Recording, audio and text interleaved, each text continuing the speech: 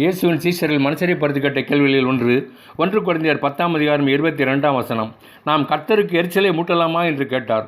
Corinth பட்டணத்தில் இருந்த கிறிஸ்து சபை விசுவாசிகள் தங்களோடு வாழ்ந்து வந்த யூதர், ரோமர், கிரேக்கரின் தெய்வ வழிபாடுகளில் செலுத்தப்பட்ட பலிகளை புசிக்கவும் அவருடைய பாத்திரங்களில் பானம் பண்ணியும் பங்கு பெற்றார்கள்.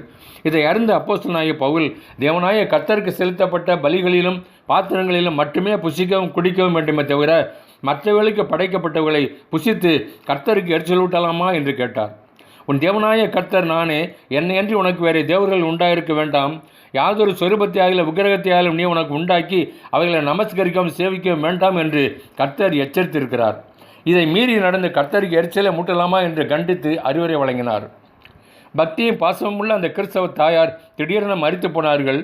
அவருடைய 2 பெண் பிள்ளைகளும் தங்கள் தாயார் தங்களுக்கு செய்த பல்வேறு நன்மைகளை நினைவு கூர்ந்து செவ்வாய் வெள்ளி 2 நாட்களிலும் தாயார் பாட்டோவிற்கு மாலை போட்டு மெழுகுவர்த்தி ஊதுவத்தி கொளுத்தி முழங்கால் படியிட்டு வணங்கி வந்தனர்.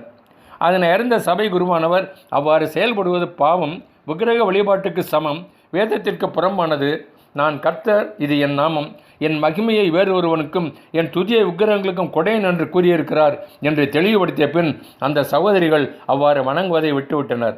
எனக்கு பிரியமானவர்களே, இன்று அநேக குடும்பங்களில் மரித்து போன முன்னோர்களுக்கு மரியாதை செலுத்துவதாக கூறி வணங்கி ஆராதனை செய்வதை கண்கூடாக காண்கிறோம் அல்லவா?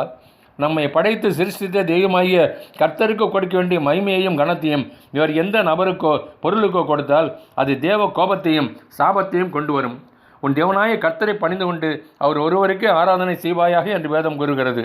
ஏனெனில் கர்த்தரே மகா தேவனும் எல்லா தேவர்களுக்கும் மகாராஜனுமாய் இருக்கிறார்.